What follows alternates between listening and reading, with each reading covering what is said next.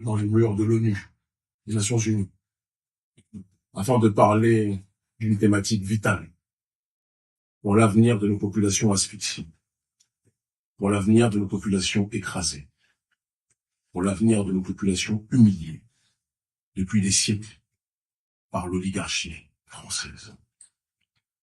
Mon émotion est des plus grandes de me retrouver aujourd'hui en présence de mes frères, de notre peuple, de Guadeloupe, de Martinique, de Guyane, de Kanaki, de la Polynésie, et aussi de nos camarades de lutte qui sont installés dans d'autres lieux, comme en Corse par exemple. Je n'ai pas de mots pour décrire l'émotion qui est la mienne aujourd'hui. Et je n'ai pas de mots suffisamment importants pour remercier le GIB, le groupe d'initiative de Bakou, de nous permettre de pouvoir avoir cette tribune pour nous exprimer. Vous n'êtes pas sans savoir qu'il y a un peu moins d'une semaine maintenant, j'ai été, avec mon collaborateur, arrêté par les services secrets français sur ordre de la présidence française et en collaboration avec le pion du système néocolonial français qui est le président de mon pays, le Bénin, Patrice Talon.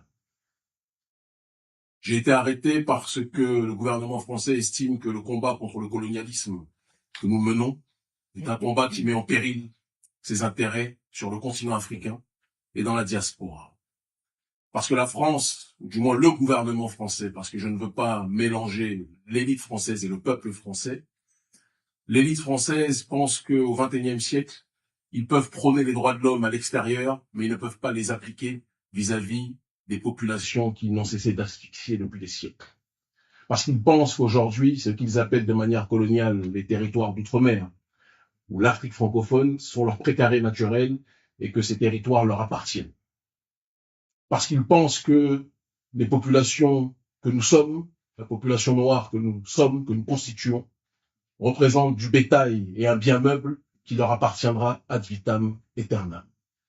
C'est la raison pour laquelle ils ont décidé de déployer les moyens les plus spectaculaires pour essayer de nous arrêter en pensant qu'ils pouvaient nous mettre à l'ombre pendant de nombreuses années. Malheureusement, dans notre tradition, il y a un adage qui dit « Le colon fait ses plans, Dieu fait les siens, et Dieu est le meilleur des planificateurs. » Nous sommes aujourd'hui libres et nous allons pouvoir parler avec fluidité au gouvernement français et à ces marionnettes qui sont à la tête de nos États, que ce soit en Afrique ou qui sont à la tête de nos territoires, dans les territoires colonisés, appelés de manière coloniale d'outre-mer. Au XXIe siècle, aucun peuple n'a à devoir subir les affres du colonialisme. Chaque peuple a le droit à l'autodétermination. Chaque peuple a le droit de pouvoir jouir de son territoire, de son sol. Il n'est pas normal qu'un pays comme la France, dirigé par cette engeance coloniale, puisse avoir le contrôle de territoires qui sont installés à des centaines de milliers de kilomètres de son espace naturel. C'est du colonialisme. Il faut être capable de le dire. Le gouvernement français sait pertinemment que sans l'Afrique francophone, sans des territoires tels que la Guyane, la Martinique, la Guadeloupe, la Réunion, la Kanaki, la Polynésie et autres, et la Corse notamment, l'élite française sait qu'elle n'aurait pas l'influence géopolitique qu'elle a dans le monde. Elle passe son temps à donner des bons points et des mauvais points au reste de l'humanité en ce qui concerne les droits de l'homme, mais a décidé d'inférioriser, de classifier une partie de l'humanité comme étant inférieure. Inférieure quand ça l'arrange. Par contre, elle a profondément besoin de nos ressources humaines et de nos ressources naturelles.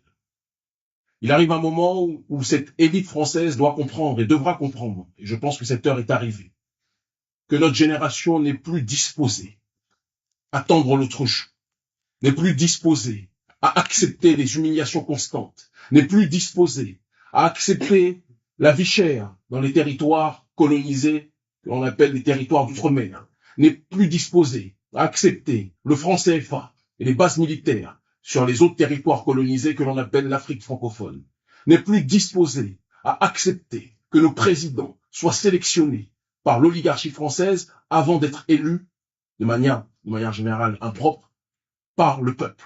J'ai une pensée à ce sujet pour les présidents Patrice Talon du Bénin ou Alassane Dramane Ouattara de Côte d'Ivoire. Nous sommes une génération qui veut balayer ce système colonial. Une génération qui ne veut plus accepter les négociations fallacieuses avec les billets mis en dessous de la table pour arranger quelque part les élites colonisées et faire en sorte que nos territoires puissent continuer à leur appartenir. Nous sommes en 2024, octobre 2024. Des gens depuis des siècles se sont levés, se sont battus pour que nos peuples puissent être libres. Ces gens qui se sont levés ont toujours été diabolisés, ont toujours été présentés comme des extrémistes, ont toujours été présentés comme des racistes. Parce que dans le système colonial, celui qui se lève et qui se bat, celui ou celle qui se lève et qui se bat pour ses droits, est présenté comme un terroriste. Pendant que celui qui asphyxie, qui opprime, est présenté comme un citoyen normal, vertueux. Ça ne peut plus durer. Nous sommes fatigués de cette arrogance coloniale. Nous sommes fatigués de cette brutalité coloniale, politique, économique et sociale. Nous sommes fatigués de devoir accepter que ce pays français, qui est pris en otage par une minorité qui n'a même pas, j'ai envie de dire, l'aval de la majorité de sa population, parce que bon nombre de Français ne sont pas en adéquation avec ces valeurs idiotes, ineptes, promues par ce gouvernement dégénéré français. Il est temps aujourd'hui, à travers cette convergence des luttes issues de nos peuples, qu'un nouveau front puisse voir le jour. Un front intense de décolonisation. Un front intense d'autodétermination. Le panafricanisme, c'est l'unité des diverses formes d'africanité dans le but d'obtenir une collective souveraineté. Nous élargissons ce processus à travers l'alliance avec nos peuples et les différents peuples opprimés, d'accord, en disant que c'est l'unité de nos diverses identités dans le but d'obtenir une collective souveraineté qui permettra à nos peuples plus que jamais de résister. Divisés, nous sommes fragilisés. Unifiés, nous sommes imbrisables.